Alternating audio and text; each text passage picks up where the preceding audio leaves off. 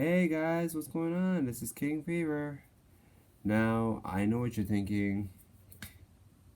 Yesterday I never made a video, and the day it was Tiff's birthday, I never made a video or doing covers. Well, today I'm going to do a video, and no, it's not going to be a cover. As you see, I don't got my shades on. Today I'm going to read you a creepypasta. Yep, I did say I was going to do story time on my in my videos. So today's creepypasta, I'm going to read you The Ronald McDonald House, written by. Doesn't say.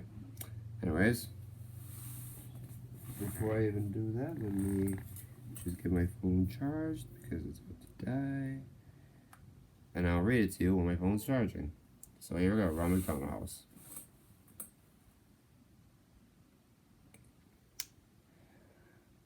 You've heard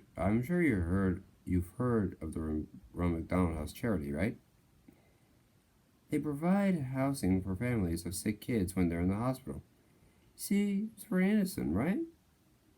Well, there's another side to the charity. There's another type of Ronald McDonald House, one of not many people know about. There's one in most big cities. You won't find it just by looking for it. Doesn't have an address, doesn't have a sign above the door. It doesn't even have windows. No, the only way you'll find it is if you're taken there. That's how I found it. I never met my real parents. I've been in and out of foster families and groups home here in Detroit since I was a kid. I'm 15 now, and I'm what they refer to as a bad kid. Always causing trouble, always getting thrown out and placed with another unexpected do-gooder who thinks they can help me. I always proved them wrong. My caseworker sat across the black middle table, looking weary and frazzled. At the table between us was a thick letter-sized envelope. My case file. Well, your reputation has preceded you, she said. And now you only have two options: the military school in Lansing, or the Ronald McDonald House, which has miraculously cleared you for acceptance. I don't have patience for drill sergeants and 5 a.m. wakings. And how bad could a halfway house after a fast food clown possibly be? Ronald McDonald's house it was. Dark clouds loomed above me the day I climbed into the back of my caseworker's town car. My few belongings in a backpack and the clothes on my back. That's all I could bring. One of one of the few belongings I had was a photo album filled with the pictures of the foster family. It was nice to remember some of them, even though I really screwed it up each time. I've had a few cases who went through the McDonald house, my caseworker said. Things went so well for those kids. I never had to transfer them anywhere else. In fact, the house took over their case files and everything. We drove into downtown Detroit, past all the familiar landmarks. I've been thrown out a ton of foster homes. I've been thrown out one foster home just outside town because I snuck into down Detroit with some neighbors to sneak into a dive bar. Good times. Well, here we are. The car came to a stop. I looked out the window. We had parked in front of a tall, gray windowless building, sandwiched between two other ones. I would notice that the address was on the right and on the left, but none on this particular building. Not even that big giant M that stands for McDonald's. Are you sure? I asked, hesitating as I opened the car door and climbed out of the back seat. I slung my backpack onto my shoulder, clinging tightly to the strap, and following the caseworker to the windowless metal doors. She pressed a buzzer and spoke to someone inside. The door clicked to unlock, and we walked in. As soon as those metal doors closed behind us, I noticed a pin-drop silence. It was that sort of silence that was so oppressive and empty, it almost Illness defines you. Across the dimly lit lobby, there was a glass window with someone inside. A secretary. She was turned away, typing something intently. We walked over the window. My caseworker rang the bell on the counter, and the secretary sprung around in her chair. Her face was painted like a clown. Like Ronald McDonald, in fact. She even had the short curly hair. Otherwise, she wore a typical white nurse dress. I wanted to laugh at how bizarre it was, but I couldn't. A chill swept down my spine. Something was not right. I watched as the nurse and my caseworker interacted. The papers was passed through the window. The caseworker slid my case file under the glass, and the nurse slid her some papers to sign. As the caseworker signed the papers, the nurse looked at me. Her smile would have been warm and welcoming, but all I saw in her eyes was hunger. I can't stay here, I stammered loudly. Take me to the military school in Lansing, please. What's the matter, sweetie? The nurse asked, her voice muffled slightly. Afraid of clowns? I looked into her hungry eyes. Now there was a psychotic grin as she laughed. My caseworker laughed too, obviously, and said, No, don't overreact. You hate the military school. Besides, this will be good for you. Yes, said the clown nurse. This will be good for you. Before I could object, I heard a slam behind me. I spun around to see an open door in the far corner of the lobby to the left of the front desk window. There was no one there, just a light that flooded in from the door. The creeping shadows, shrill, echoing laughter, and growing shadows along the wall side and door. Oh, said the caseworker, here comes the welcome committee. I stared in horror, clutching the strap of my backpack. My caseworker patted me on the shoulder for the last time. Don't worry, honey. Things are different this time. You'll feel right at home here, I promise. She turned to leave. I felt bile churning in my stomach. No, I said desperately. You can't leave me here. Oh no, I gotta get going. I never did like clowns. And with that, she left me there. The metal door slammed behind her, and I was alone. I faced the doorway in front of the desk again. The shadows of it had entered the room, and the piercing laughter was filling the lobby with sound. I ran for the front doors, pound, yanked, pushed, and screamed for help, screamed for my caseworker, screamed for anyone. Please, God! I turned to see the nurse behind me, smiling at me again. And then they entered, laughing all the while. A group of laughing nurses with clown faces and red hair, some male, some female, but all with the same terrifying Ronald McDonald makeup. In the dim light of the lobby, I could see the glint of the metal tools in their hands, freaking hands. Coming up the rear was a pair of clown nurses with a rolling metal table, complete with restraints. Get the hell away from me, I screamed. I pounded at the metal doors again. Let me out of here! They surrounded me, grabbing me as I thrashed and screamed and tried to tear myself away. Laughing as I kicked and squirmed, they slammed me onto the rolling table and strapped me down. I looked around wildly. I was surrounded.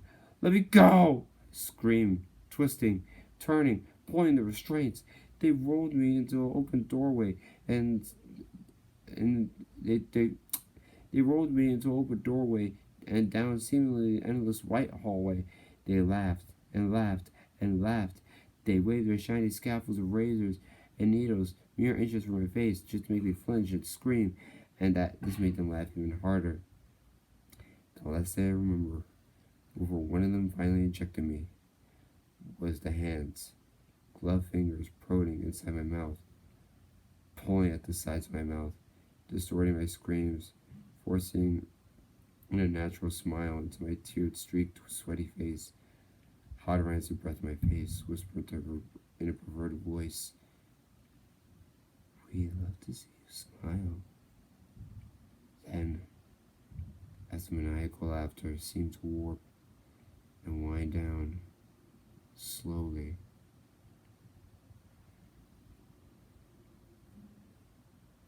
like it was like a dying record, everything faded to black.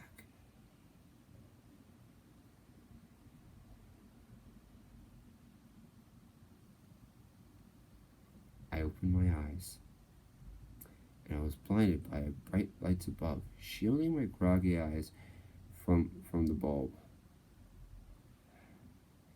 I turned on my side and looked around.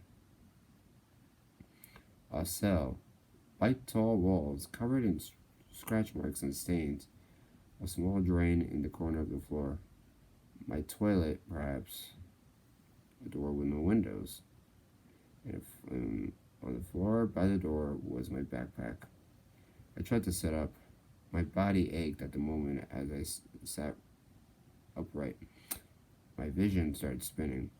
I wonder what they drugged me with. I realized I was shivering. I looked down, and I wasn't wearing my own clothes anymore. I was wearing a dirty, ripped hospital gown, bright yellow, with the panoramic McDonald heads all over. Nothing underneath.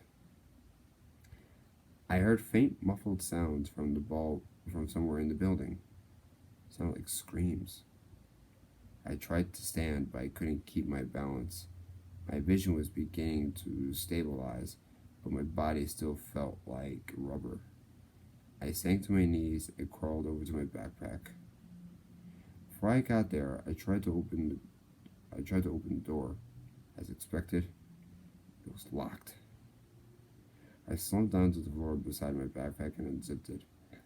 All that remained inside was the photo album that they had taken my notebooks, my pens, and my cell phone. Of course they did. I rarely opened the photo album, but instead of the photos that had been in there, photos of myself with the previous foster families, there were photos of the foster families I had. I was hoping they looked happy. But instead of those, there were crime scene photos, and in each one, it was all my former foster families brutally murdered, covered in blood. Oh, my heart raced and my stomach churned, began to turn pages quicker. Each new photo, each foster family, each carnage. Every time I turned the panel, there was every single one of my family killed. I came to the last few pages. A photo was a house at night, then a window out of that house. Inside the house, a dark hallway light was coming from one doorway. Then I saw a photo of my caseworker brushing her teeth at her bathroom mirror. A photo of her looking in the camera, a horror. Then a photo of the caseworker, naked, covered in her own blood, contorted in a natural position in her bathtub. I turned to the last page. Right inside, in the back cover of the photo album, were 3 words. You never existed. I felt bile rising in my stomach. I threw the book onto the ground, crawled over to the small hole in the floor, and threw up. They were right. I hadn't killed everyone who never knew me. It was as though I never existed. I heard more faint screaming in the distance. I knew I had to get out. I wiped the volume off my face with my hospital gown and crawled back over to my backpack, hoping they hadn't found my secret weapon. I unzipped the front pocket and reached down to the very bottom, my fingers scraping the fabric. Sure enough, they were there. Flush with seams in the bag, nearly undetectable. The pins I used for picking locks. I told you I'm a bad kid. Leaning against the door and listened. I could hear footsteps approaching, but as soon as they had come, they faded into the other direction. I knew I had to work fast. I jiggled the handle with one hand and picked the lock with the other. It was surprisingly simple. Pulling the handle, I slowly pulled myself to my feet. I can maintain the balance now. I pulled the door open, just a crack. The clown nurse darted past. My heart, my heart almost stopped, but did, his footsteps didn't slow or change as soon faded. Thank God this man did not notice me. I poked my head out the door, out the door, seemingly in this white hallway in either direction. The distant screams were louder now, coming from all around. Take a deep breath. I stepped into the hallway and closed the door behind me. I decided to go to the right passing doors, identical to the door I'd been identical to the door I'd been behind. I heard screams and sobbings coming from behind each one. I stopped for a moment at one door.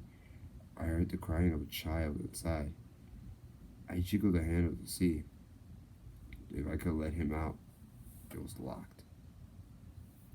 Tried to see if I could let one of the girls out. Same thing, locked. I kept moving, looking behind me every few seconds to make sure there were no nurses. Then I passed a set of white double doors. I stopped for a moment. The word "play place" was written on it, tall thin letters across. I heard more screaming come from within. The scream of multiple people and laughter. The insane shrill laughter of the clown nurses. I shuddered. I was afraid to find out what sort of torture was happening inside. I knew I had to keep moving. I saw a door with a stairway symbol. I headed for it. As I opened the door, I glanced behind and I saw two clown nurses emerging from the play place room. Their white nurses' outfits were covered with streaks of blood. I quickly shut myself into the stairwell, hoping they hadn't noticed me. The stairwell was dimly lit, with cement walls and rusty railings. I looked behind the door I had just closed, and there was a red number 5 on the door, so this must have been the 5th floor. I decided to get to the ground level. Each footstep echoed, and as I began to go down the stairs, I could hear screaming. I couldn't hear the screaming anymore, just a low, deep humming sound like a pipe, like pipes in the wall. It was a, it was, it was, it was a, it was an unpleasant welcome for me. I finally came to the door number 1. The staircase seemed to descend a few floors lower, but I stopped here and slowly peeked through the door. More white hallways, no clown nurses had to be seen. So far, so good. I stepped through the door and walked into the hallway. I noticed I couldn't hear screaming, just a buzz of those lights above. Man, was this place terrible. I came to an end of the hallway, and just another set of double doors. A large red cross, the kind you see on the lifeguard stand or a first aid kit. It was painted across. It was painted across the door. I pressed my ear to the door. All I heard was a pulse sound, like a machine at work, and faintly a beeping sound, like you hear in the hospital. I knew I shouldn't open the door, as I knew this wasn't the exit. I knew I should keep looking, but I had to see. I turned the handle. It was unlocked. I peeked inside. It was oh my God. It was a white room with lights flickered and buzzed. I saw wires hanging around, and hanging from the ceiling, kids' hospital gowns, like mines attached to the white wooden crosses. affixated to the ceiling, literally crucified. They were silent, their heads drooping forward, their eyes either closed or staring at nothing. Some seemed to twitch, but most were still. Their crosses swung back and forth very slightly. And the hanging wires. There weren't wires. There were the kids' intestines. I almost vomited again right then and there. In the very center of the room, the rows, amidst the rows, hanging crosses, I could see the pulsing sound where it came from. A huge steel cylinder, which seemed to be collecting the blood from all those tangled intestines that dangled from the kids' stomachs. I opened my mouth to scream, to cry out in anger. All I could say was, "What the hell?" That is when the alarms began to sound, loud, piercing, the police sirens of hell. They must have realized I was missing. I shut the door frantically, glanced into the hallway to see if anyone was coming. No signs yet. I ran for the stairwell. As soon as I entered the stairwell, I heard laughter from above, echoing and throughout the stairwell. The clown nurses were coming. I stumbled down the stairs as fast as I could. I must have gone down another 3 stories before I reached the basement. I found myself running through the dark, sewer-like hallway with a small bulb overheated every 10 yards or so. The smell of decay and rotting flesh grew more and more. The laughter continued behind me. I managed to glance behind and see the group of them running after me. I saw them coming into the light and would become silhouettes again. Their smiling faces, the gleaming knives and needles pushing my adrenaline to the max. I ran past full of stacked, rotting corpse, but I couldn't stop. I couldn't think of anything but escape. I turned a corner and found myself facing the middle rungs of a ladder in the wall. I climbed until my head smacked the ceiling. I turned a corner. Below me were shadows. Shadows of laughter grew closer. Their footsteps, they were close, and they knew it. I pushed the ceiling above me, heaving upward and panting and screaming. The clowns were below me, so laughing and waving their scalpels. Something cut my leg. I screamed and pushed one last time. The ceiling gave my way up as a manhole cupboard slammed into an asphalt above. A circular opening. I climbed out of the frantic, pushing the manhole cover back over the hole, blocking out the laughter of the clowners below. I lay there at the top of the manhole. As I caught my breath, rain fell onto my skin. The night sky above was a welcome sight. I looked around. Abandoned buildings, broken glass, no lights, no cars, no any signs of life at all. Police sirens somewhere in distance and silence. I climbed to my feet. Pain shot through my leg. I looked around and saw the cut on my ankle where the clown nurse had slashed me. Bastards. Now, forgive me if I curse, but yeah, I figured to get less views, but that's what it says in the story.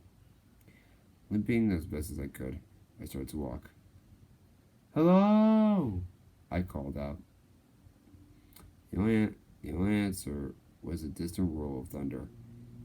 "Somebody, help me, please!"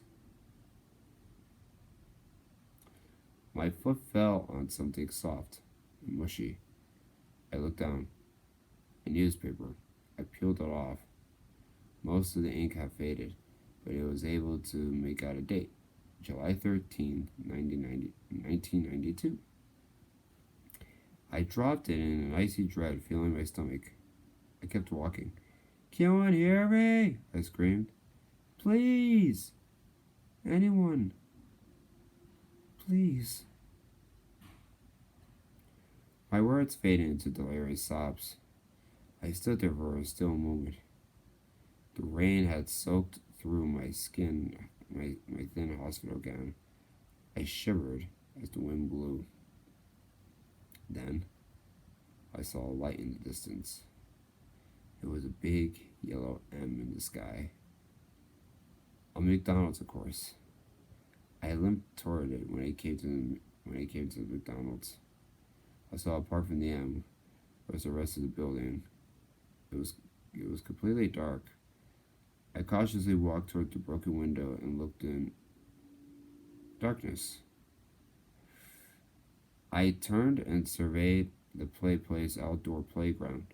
10-foot tall structures of colored tubes for kids to crawl through. Sitting on one of the benches was a familiar figure. The Ronald McDonald statue. You know, the one where you can sit beside him and he looks like he's got his arm around your shoulder. Every kid has seen it. I shuddered at the sight. Doors were unlocked. I walked out the rain, silence, darkness. I noticed that the decor wasn't like the modern McDonald's you see. It was still the same as it was in the 80s, with the white plastic booths and the red and yellow tiles. The wind seemed to whisper through the broken windows. I noticed something in the front counter. A black rectangle. I got closer. A laptop.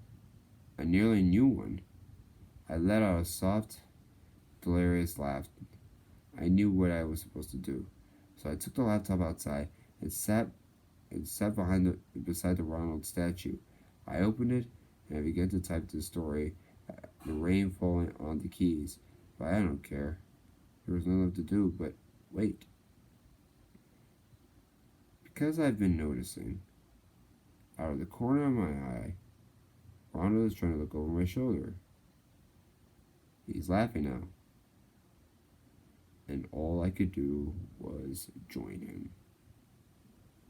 The end. And that was the creepypasta of the Ronald McDonald house. I hope you liked it. Now there's a reason why I don't go to McDonald's now. But, I hope you liked the story. So, that's all I have to say, and that's about it. So with that, we'll see you next time. So don't forget to like, leave comments, subscribe, turn on notifications, and light it up blue. Bye-bye. Stay cool.